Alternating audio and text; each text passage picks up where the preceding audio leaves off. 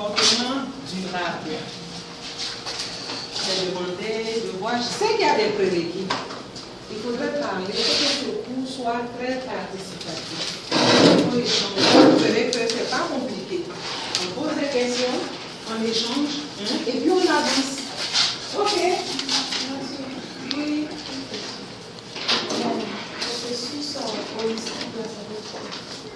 Processus holistique. Voilà, voici la question qui est posée. Que veut dire un processus holistique? Oui. D'abord, holistique me veut dire la globalité d'ensemble. Très bien. Pourquoi le processus, pas d'étapes? Donc c'est l'ensemble des étapes. Voilà. Un processus holistique. Quand vous entendez le mot holistique, ça veut dire que c'est quelque chose d'ensemble, de global. Un tout. Et le processus, comme il vous l'a dit, le processus, ce sont des étapes qu'on essaie de franchir. Et en communication pour le changement de comportement, on passe par des étapes. Il faut franchir une étape, ensuite vous franchissez la deuxième, ainsi de suite. Voilà. Merci. Ça va? Ok. Bien. Par rapport au plan, voilà un peu ce que je voudrais vous présenter. On parlera de la communication, du processus même du changement de comportement, des facteurs de changement de comportement, des étapes d'un processus de changement de comportement, la communication pour le changement de comportement durable, l'approche en matière de communication pour le changement de comportement et quelques techniques ou méthodes que nous allons voir et que vous pratiquez déjà sur le terrain ou vous allez pratiquer ou améliorer la pratique de ces techniques-là ou méthodes sur le terrain. Ok? On n'a pas de télécommande, ça va m'obliger à m'asseoir. Je n'aime pas m'asseoir quand je fais un cours. Quelqu'un pour lire l'introduction? Oui, allez-y. Introduction. Les maladies fréquentes résultent de problèmes de comportement.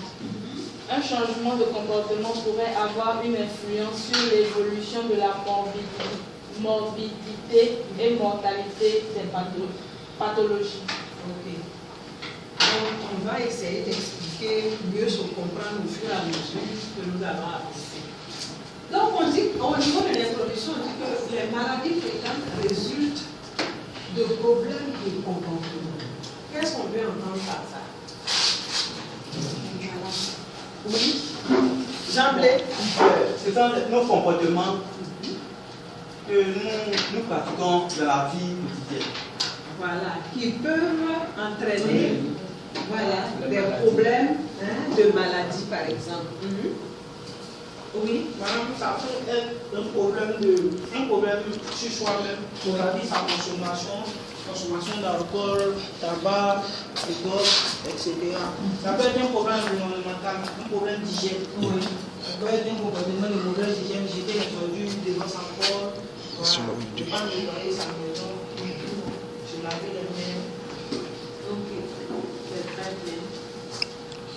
Et on parle ensuite de changement de comportement qui pourrait avoir une influence sur l'évolution de la morbidité et la mortalité des pathologies.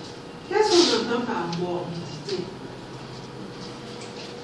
Oui, c'est idia. Ok. Je n'ai pas regardé sur mon papier. Idia. Oui. La mortalité, c'est le taux de... La morbidité, c'est le taux de natalité. La morbidité? Non. Non. Qui d'autre?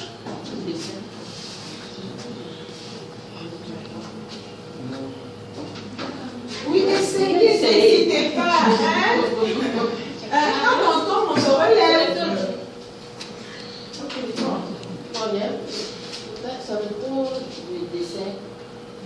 Je n'ai pas dit mortalité. Voilà. On va faire la différence. Quand on parle de morbidité, c'est par rapport au nombre de malades. Voilà, dans un temps donné. On va dire qu'il y a une tendance malade à une certaine période, par exemple pendant la période de la guerre, vraiment le nombre de personnes malades était plus élevé. Donc le taux de morbidité en ce moment a été élevé. Je ne dis pas le nombre de personnes décédées. Hein. Maintenant, la mortalité, elle concerne le décès. Ok, on comprend bien. Ça va faire la différence entre la morbidité qui concerne les maladies et la mortalité qui concerne la mort, donc les décès. Ça va? Ok, donc vous prenez comme ça des petites notes qui pourront vous aider. Après, vous aurez plus d'opinions. Ok? Bien, on va parler de la communication. Eh bien, tu veux lire? Définition de la communication. Processus dynamique par lequel un individu établit une relation avec une ou plusieurs personnes pour échanger, pour transmettre les idées, des connaissances. Consiste à envoyer et à recevoir des messages au moyen des symboles, langage parlé ou écrit, et des manifestations physiques, mimiques, gestes, peut être verbal ou non verbal. Voilà. Ça va, on se comprend? Vous prenez note. Donc on attend un peu, on peut avancer. On avance. Okay. Donc on a dit ici que c'est un processus dynamique. Il est interactif. Hein? La communication ici, elle est interactive. Le processus, on n'est pas là, figé, on échange. Je parle, mon interlocuteur me répond. On sent qu'il y a une vie, un partage d'informations et autres qui se passe. Ça peut être aussi verbal. Comment? Ça peut être verbal ou non verbal. Oui, ça peut être verbal, comme je l'ai dit tout à l'heure. Le verbal, c'est l'écrit, l'oral. Et le non-verbal, la mimique, la gestuelle. Hein. Le silence aussi, il est non-verbal. Et il veut dire quelque chose. Le silence a un sens. Vous parlez à un client, vous échangez avec une personne qui est assise là, qui ne dit rien, qui vous regarde. Cherchez à comprendre pourquoi est-ce qu'elle ne dit rien. Voilà. C'est qu'elle a peut-être des soucis. Il faut chercher toujours à comprendre, se mettre à la place de l'autre, hein, être vraiment empathique en matière de communication. On peut? Oula. Attention. Bien. Ici, nous voyons quoi? Les éléments constitutifs de la communication. Oui, allez-y, Maï. Les éléments constitutifs de la communication. Le metteur, c'est celui qui émet le message, c'est la source. Le récepteur, c'est celui qui reçoit le message.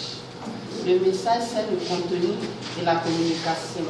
Il peut prendre plusieurs formes dans le processus de communication,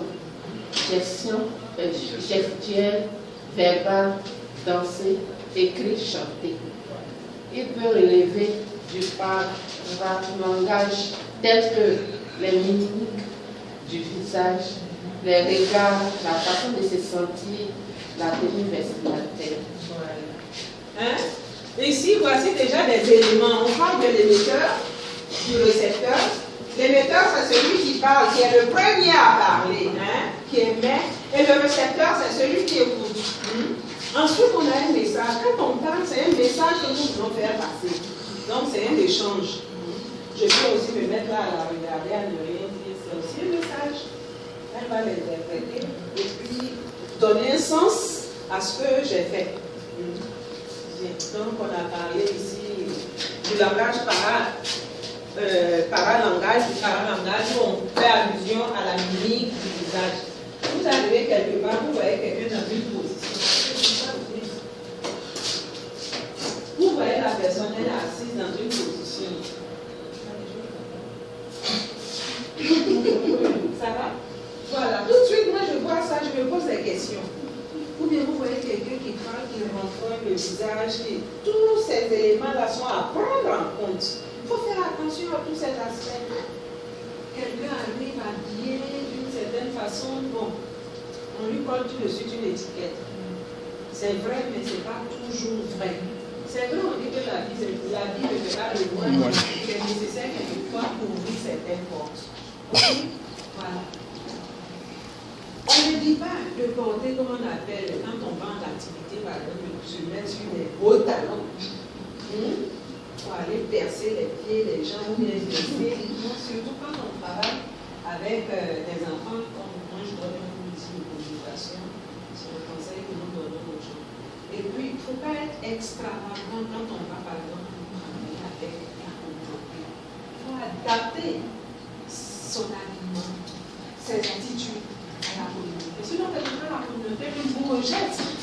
Elle fait un rejet sans que vous vous rendiez compte. Parce que quand vous menez vos activités, soit elles ne suivent pas ou elles s'intéressent pas. Il faut qu'on soit vraiment, on ait une tenue adaptée au milieu dans lequel nous voulons aller intervenir. C'est important. On ne dit pas aussi d'être sans crasseux. Voilà. Une tenue peut être délavée, mais si elle est propre, il n'y a pas de souci. C'est important ça.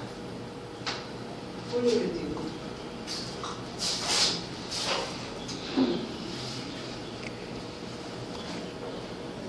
Quelqu'un d'autre? Ah, pardon, on a avancé au lieu de reculer. Oui? Oui, allez-y. Élément constitutif de la communication. Le canal, c'est le moyen de transmission, support physique. Le code, c'est le système conventionnel de règles qui permettent des combinaisons de signes qui produisent du sens.